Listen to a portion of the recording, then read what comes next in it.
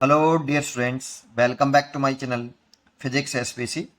Electromagnetic conduction का एक question.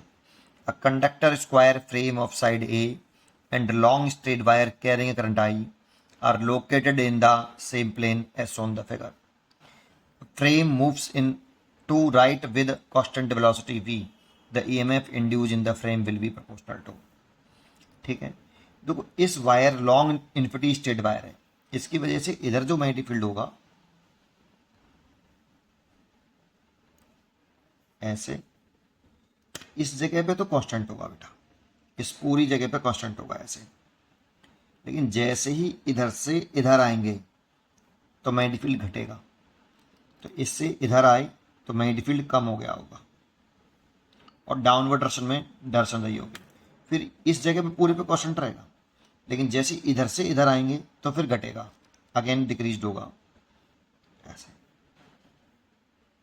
मतलब इधर चलने पर मैग्नेटिक फील्ड घट रहा है, और जब ये लूप स्क्वायर लूप इधर मूव करेगा तो मैग्नेटिक फील्ड में डिक्रीमेंट आने की वजह से फ्लक्स में चेंज आएगा. और लूप से लिंक करने वाला जब फ्लक्स चेंज हो रहा है, मैग्नेटिक फ्लक्स चेंज हो रहा है, तो इंड्यूस्ड ईएमएफ डेवलप होगा. तो इंड्यूस्ड ईएमएफ डेवलप होगा. लेकिन प्रॉब्लम ये है कि जो मैग्नेटिक फील्ड है ना, वो आपका वेरिएबल है, इधर इधर मूव करेंगे तो घट रहा है. ठीक है, ये मैग्नेटिक फील्ड की डायरेक्शन डाउनवर्ड डायरेक्शन में due to straight current carrying wire. Right hand palm लगाई, मैग्नेटिक फील्ड डाउनवर्ड डायरेक्शन में, लेकिन ये चेंज हो रहा है बेटा, कांस्टेंट नहीं है. अच्छा, एक बात, जैसे अब यहाँ पे नाम डाल लें पी क्यू आर एस, तो जब ये इसके चार हिस्से कर लें, पी क्यू आर एस और पी एस, और मोशनल इंड्यूस्ड ईएमएफ निकालें रॉड के अक्रॉस, रॉड कह दो या वायर कह दो, जो कहना है वो कह सकते हो. तो पहले इसमें जो फॉर्मूला यूज हो रहा है उस पर थोड़ा सा चर्चा कर लेते हैं. देखो एक्रॉस में जनरली जो फॉर्मूला होता है, जनरल फॉर्मूला होता है मोशनल ईएमएफ का, कि अगर ये मैग्नेटिक फील्ड है ऐसे डाउनवर्ड डायरेक्शन में मान लिया मैंने, और इसमें एक रॉड ऐसे है और मूव ऐसे कर रही है, तो देखो ये रॉड की लेंथ हो गई ऐसे, और ये मैग्नेटिक फील्ड हो गया. तो देखो यहाँ पे अब तीनों म्यूचुअली परपेंडिकुलर नहीं है, लेंथ और वेलोसिटी के बीच में कुछ एंगल आ रहा है. तो इस रॉड के एंड के क्रॉस जो इंड्यूस्ड ईएमएफ होता है, दैट मीन्स पोटेंशियल डिफरेंस होता है जनरल फॉर्मूला होता है E बराबर V cross B dot L vector. ये जनरल फॉर्मूला होता है. और V क्रॉस बी की दर्शन से मालूम पड़ता है कि इन दोनों एंड में से किसका पोटेंशियल हायर है. जिधर V क्रॉस बी की दर्शन आएगी वही पॉइंट, वो वाला एंड हायर पोटेंशियल पर होगा, क्योंकि जिधर V क्रॉस बी की दर्शन आती है ना, तो मैग्नेटिक फोर्स जो पॉजिटिव चार्ज पार्टिकल पर लगता है वो V क्रॉस बी की दर्शन में लगता है, और नेगेटिव पर V क्रॉस बी के अपोजिट दर्शन में लगेगा. तो नेगेटिव के V क्रॉस बी के अपोजिट दर्शन में नेगेटिव चार्ज पार्टिकल आएगा. ठीक है, ये जनरल फॉर्मूला है. लेकिन इसके सब केसेस होते हैं. जैसे इसमें जो सब केस है, इफ एक केस है इसमें, अगर मैं ये लूँ कि वेलोसिटी, मैग्नेटिक फील्ड और लेंथ अब तीनों के तीनों म्यूचुअली परपेंडिकुलर है, ऐसे कुछ, ये एक केस हो गया बेटा, जनरल केस इसका, है ना. एक्चुअल में फॉर्मूला ये है, अगर मैं ऐसा कुछ कर लूँ कि लेंथ की और वेलोसिटी और मैग्नेटिक फील्ड तीनों म्यूचुअली परपेंडिकुलर आ जाए, तो इंड्यूस्ड ईएमएफ जो डेवलप होता है एंड के क्रॉस, ये होता है induced EMF across the ends of the rod. E बराबर होता है VBL. ये तब होता है जब रॉड कंडक्टिंग हो और ये तीनों म्यूचुअली परपेंडिकुलर हो. अच्छा, अब कौन सा हायर होगा कौन सा लोअर होगा, तो देखो V क्रॉस B कर लो आप, तो क्योंकि वेलोसिटी और मैग्नेटिक फील्ड के बीच में 90 डिग्री है, तो इसका जब मैग्नीट्यूड निकालेंगे तो VB sine 90 degree, cross product formula लगाया साइन 90 डिग्री, तो VB आएगा. और V क्रॉस B की डायरेक्शन निकालेंगे राइट हैंड से, तो वेलोसिटी वेक्टर की डायरेक्शन में फिंगर रखिए राइट हैंड की, और मैग्नेटिक फील्ड की तरफ छोटे एंगल से अपनी फिंगर को, राइट एंगल की फिंगर को कर्ल करिए, घुमाइए, V क्रॉस B घुमाइए, मतलब वेलोसिटी से मैग्नेटिक फील्ड की तरफ छोटे एंगल से घुमाइए अपनी फिंगर को, तो ऐसे मैग्नेटिक फील्ड डाउनवर्ड डायरेक्शन में, तो V क्रॉस B इधर आ रहा है, तो पॉजिटिव चार्ज पार्टिकल पर जो मैग्नेटिक फोर्स लगेगा वो इधर लगेगा और नेगेटिव पर इधर लगेगा, इसीलिए ये V क्रॉस B की डायरेक्शन आ गई, ये वाली, इसीलिए ये पॉजिटिव एंड होगा और ये नेगेटिव एंड होगा. अब देखो आप अगर इंड्यूस ईएमएफ इसमें ये वाला फॉर्मूला अप्लाई करते हो तो V cross B dot L है। तो देखो L वेक्टर की डायरेक्शन वही मान लो जो V क्रॉस, मतलब छोटा एंगल मान लो, L वेक्टर और V क्रॉस B के बीच में छोटा एंगल मान लो। साइन हम लॉजिकली दिखेंगे कि कौन प्लस कौन सा माइनस, ठीक है नहीं। पोटेंशियल डिफरेंस लिखें, जैसे अगर लिखना चाहें तो इसे लिख सकते हैं VP माइनस VQ, और ये पॉजिटिव होगा बेटा क्योंकि P पॉइंट का पोटेंशियल हायर है। और V क्रॉस B में इसे A वेक्टर मान लो, इसे B vector, A vector dot B vector का फॉर्मूला लगा दो, तो इसका मैग्नीट्यूड जो कि VB है, इसका मैग्नीट्यूड L है, और एंगल डॉट प्रोडक्ट है इसलिए कॉस, तो L वेक्टर की डायरेक्शन मैंने वही मानेंगे जो V क्रॉस B की डायरेक्शन है, मतलब एक्यूट एंगल लेंगे, तो 0 डिग्री हो गया, तो ये इसीलिए आ गया VBL। ये तब लगाते हैं। तीसरा कंसेप्ट जो इस जगह पर है कि अगर तीनों में से कोई भी दो पैरेलल हो, V क्रॉस B में से V और B पैरेलल हो, L और B पैरेलल हो, या वेलोसिटी और लेंथ पैरेलल हो, तो इंड्यूस्ड ईएमएफ 0 आता है। आप इसी फॉर्मूले का यूज़ करके एक डायग्राम बना लीजिए, जिनसे कोई सा भी फैक्टर ले लीजिए और इस कंसेप्ट को लगाइए जैसे मैंने अभी लगाया, तो 100% 0 आएगा, ठीक है। अब ये दो कंसेप्ट इसमें यूज हो रहे हैं और कुछ नहीं है, और मैग्नेटिक फील्ड वेरिएबल, इस बात का ध्यान रखें। चलिए करते हैं। जैसे अगर मैं पहले इस वाले वायर को देखूं, PS वायर, तो इसकी जो लंबाई है वो वेलोसिटी के पैरेलल है, इसकी जो लेंथ है वो वेलोसिटी के पैरेलल है, तो इसीलिए इसके अक्रॉस तो इंड्यूस्ड ईएमएफ 0 हो जाएगा। ऐसे ही QR वाले वायर के अक्रॉस भी वेलोसिटी पैरेलल है लेंथ के, तो इसीलिए इसमें भी इंड्यूस्ड ईएमएफ 0 हो जाएगा, क्योंकि यहाँ पे L vector is parallel to velocity vector, यहाँ पे भी L vector is parallel to velocity vector. अब यहाँ पे देखें तो इसकी जो लेंथ है और जो वेलोसिटी और मैग्नेटिक फील्ड है वो तीनों म्यूचुअली परपेंडिकुलर है,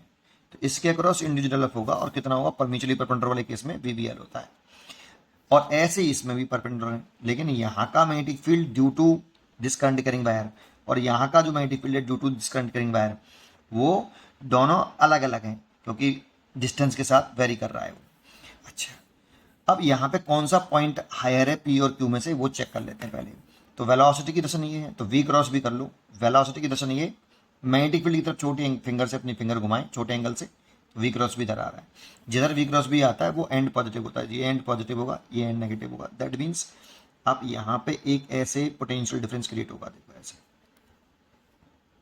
ठीक है। ऐसे इसमें देख लो V क्रॉस B, तो वेलोसिटी क्रॉस B, तो ऐसे आएगा, तो इसमें भी ऐसे आएगा बेटा, ये हायर आएगा ऊपर वाला और नीचे वाला लोअर आएगा, ये ऐसे इंड्यूस्ड ईएमएफ हुआ। इसे E1 मान लें, इसे E2 मान लें। अब इस जगह पर मैग्नेटिक फील्ड जो होगा, इस वाले रीजन में जो मैग्नेटिक फील्ड होगा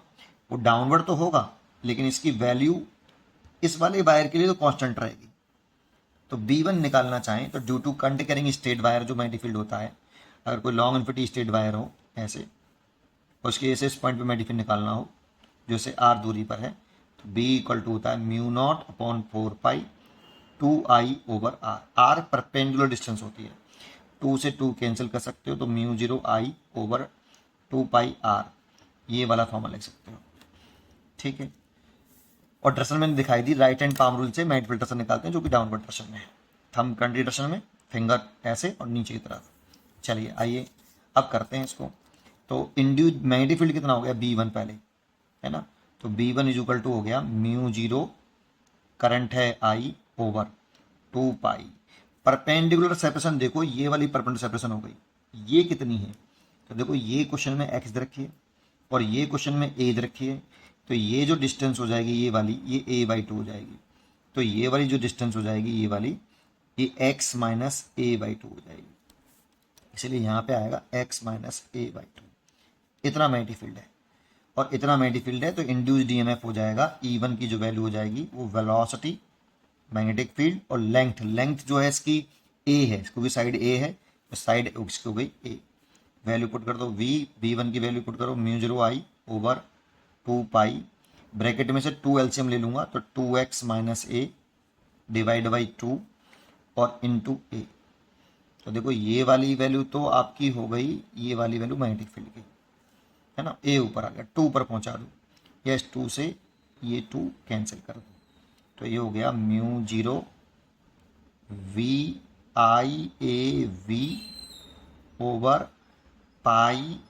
2x माइनस a। चेक कर लो, μ0 I a और वेलोसिटी लिख दिया और नीचे पाई 2x माइनस ए, इतना इंड्यूस्ड ईएमएफ हो गया भाई। ऐसे ही सिमिलरली इस जगह पर मैं डिफिल निकाल लो भाई, इस जगह पर B2, तो B2 अगर लिखें तो यहाँ लिख देता हूँ B2 is equal to mu zero I, ये वाला फॉर्मूला लगा लो, ओवर 2 पाई आर लिखें तो परपेंडिकुलर सेपरेशन अब जो है ये a/2 होगी, ये x है तो ये वाली a/2 होगी, ये वाली, तो ये वाली सेपरेशन कितनी हो जाएगी सोचो, x प्लस a/2, तो x प्लस a/2, ठीक है, इतना आ गया। और इंड्यूस्ड ईएमएफ निकालें E2, तो वेलोसिटी तो v ही है, मैग्नेटिक फील्ड v2 है और इसकी लंबाई भी a है, तो वेलोसिटी और मैग्नीट्यूड लिखें म्यू नॉट आई 2 पाई और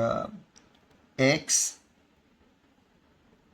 अब यहाँ पे जब वैल्यू पुट कर रहे हो ना 2 एलसीएम ले लो इसमें से अगर 2 एलसीएम ले लेंगे तो 2x प्लस ए हो जाएगा, तो 2x plus A divide by 2 ऐसे इंटू ए, इस 2 से ये 2 कैंसिल कर दो, तो ये आ जाएगा mu zero I A velocity divide by pi 2x plus A, ये E2 आ गया। अब सर्किट डायग्राम कुछ इस तरह से बन गया है बेटा, जो आपका सर्किट डायग्राम है कुछ इस तरह से बन गया है